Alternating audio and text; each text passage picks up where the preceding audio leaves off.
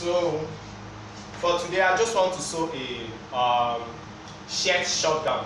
That's just what I want to sew. So I'm using this material to sew a shirt shotgun. So in order for you to sew a shirt shotgun, all you need is fabric. Do you understand?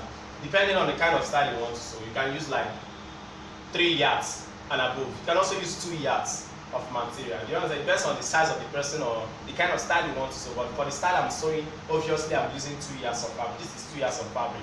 Do you understand? In fact, 2 yards is very, very okay for any kind of shirt you want to sew. Although it depends on the style, please. Okay, so what I did was the shirt, the gown, the length is, I have length of what? 40 inches. Now, since I have length of 40 inches, I just added 1 inch to it. So what I did was, I folded my first fabric. Look at it here.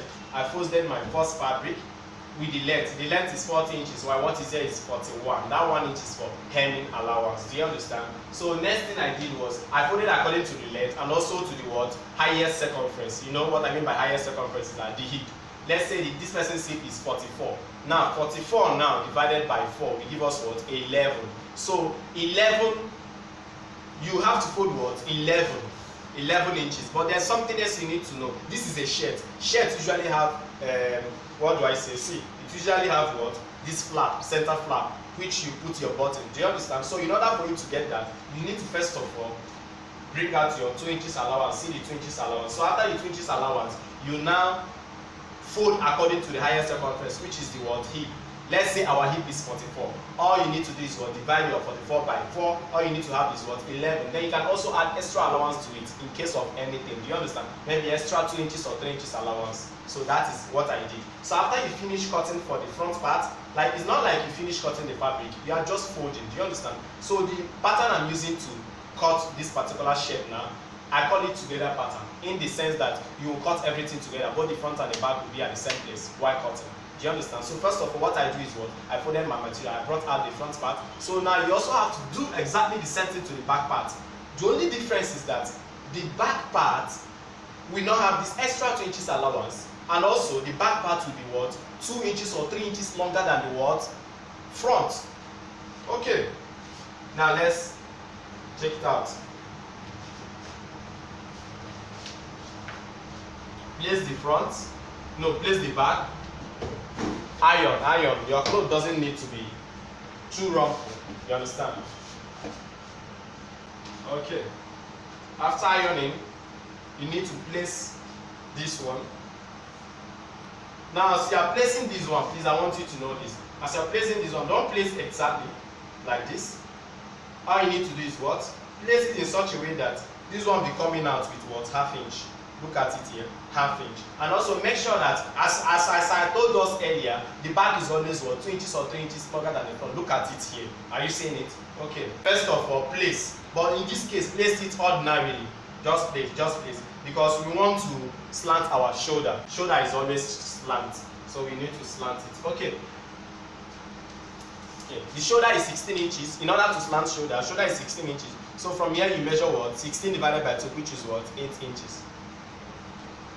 Okay. Now you need to slant your shoulder using what? For female, you can use 1.5 or 2 inches allowance to slant. Okay.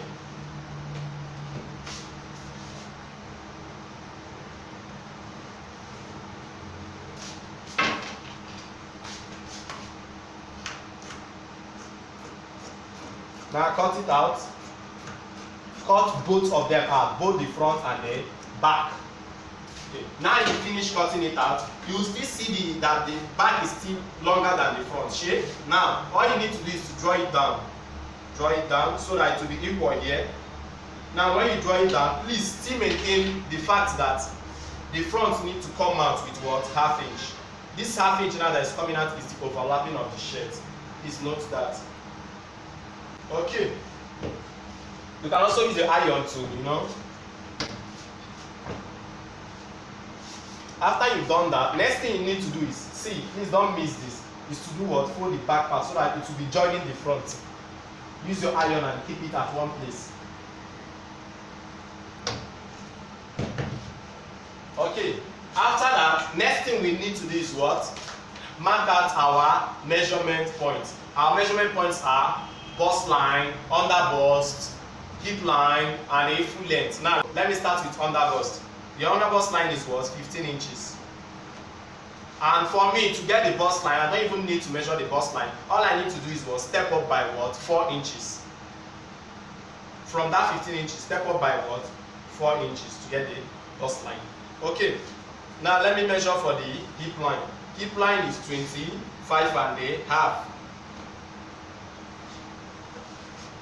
Okay, roll it down.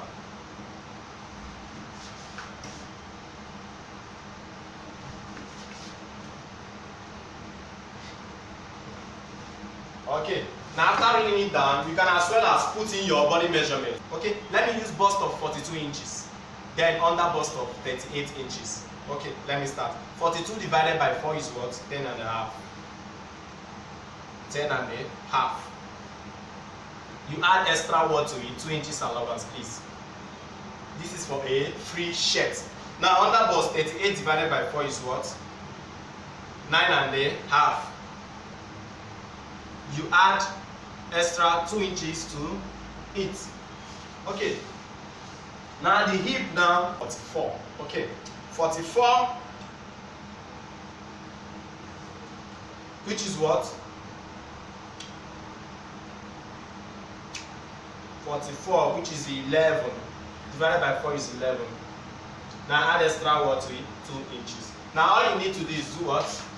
Try and connect all of them. Now what I'm making is a shirt down shape, but it is A cut up. Just let's call it A cut, a little A cut. Okay, I'm done. Look at it here. I've finished joining it. Okay, now after this, all you need to do is what? Mark out your neck and the what? Armhole. Now let's start with the shoulder first. Shoulder is 16. Okay, you need to measure from here. Looking at it, you see that this thing is not reaching here at the end point. Why? Because I'm bringing out kind of half inch or even 3/4 inch here. Are you seeing it? And I told you that this half inch is what? For the overlapping. Okay, so from here measure out what? 8 inches, which is the what? Shoulder. Now after this 8 inches, also add your what? Half inch. That is the what? Seam allowance. Okay, so at this point, use your ruler and take it down. Please, you are taking it down to nowhere. For now, this is a chop. Do you understand? So after you finish taking it down, please, whatever you used here, remember I used 8 plus half here, 8 and half. Please use the same thing here. Please, this is a standard that I use. Do you understand? Not everybody knows how to use this standard. But please, you can also go with this method. If you use it, it's very, very tough. It will be very, very well for you. Like, it will go very well for you. Okay. Now, since I'm done, okay, next thing I have to do is what? Put the what? Armhole effect. Armhole effect is just this effect we put so that when you wear clothes, this part armhole region will relax very, very well. It will not be puffing so much. Okay, now in order to put armhole effect, we have 8 and a half. You just divide the 8 and a half by 2, which is what? 4 1/4.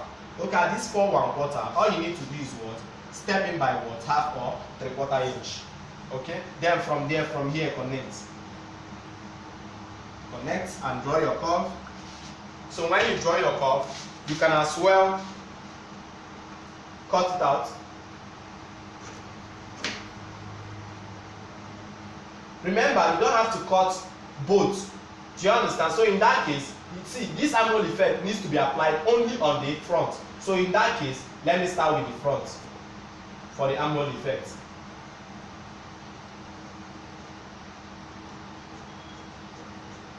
So after the front, we now cut the back. You don't apply the armhole effect at the back. Look at what I'm doing now.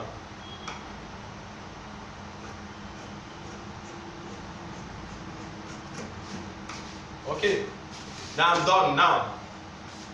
Now after this part, all you need to do is what? Mark out the neck. Please, for shirts, the neck is usually by what? The width of the neck is usually by what? 2.5 to 3 inches allowance. No, 2.5 to 3 inches. Do you understand? What I mean by 2.5 to 3 inches is from here.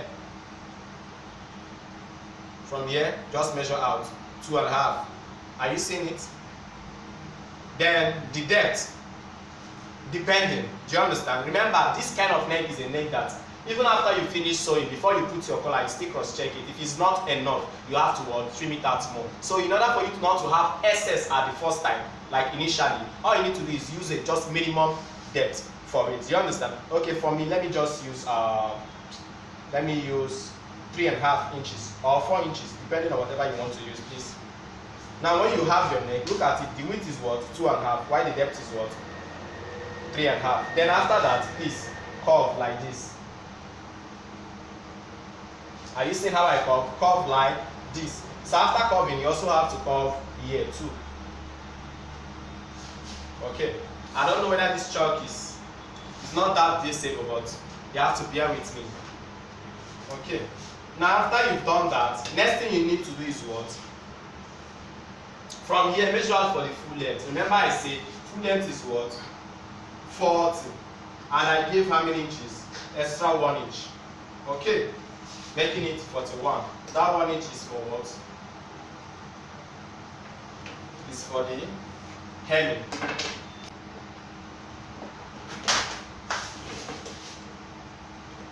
Okay.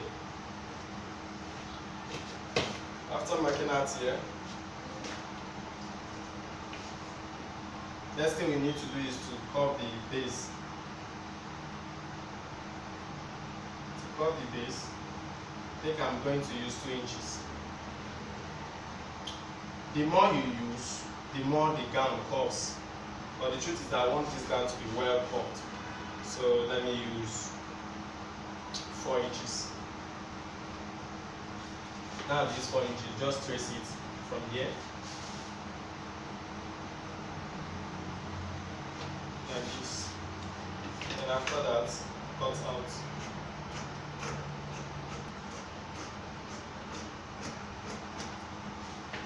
Okay.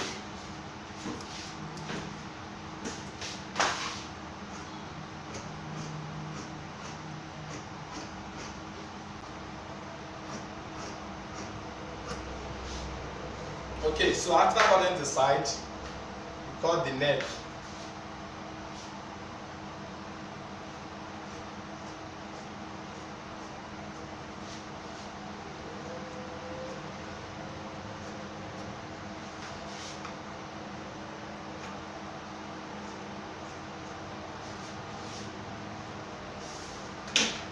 Okay, and now we are done with the shirt gown. So next thing you need to do is to separate the front. Separate by putting your scissors at the middle, then cut.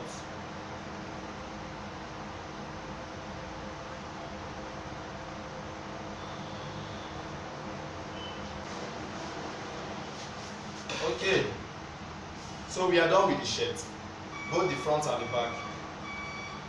Okay. But there's still one thing remaining. Next thing you need to do is, some persons do sew this place, but for me, this is how I do it. I fold from here,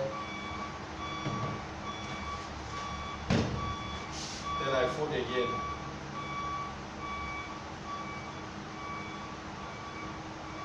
This is the formation of a flap. So as you're ironing, you're also folding.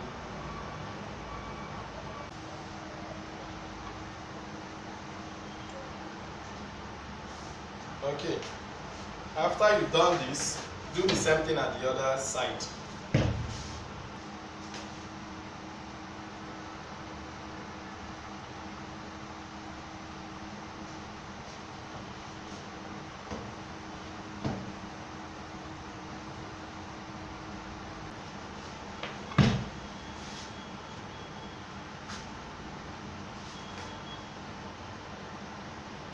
Remember, the same way you folded this, the other side, also use the same method on this one.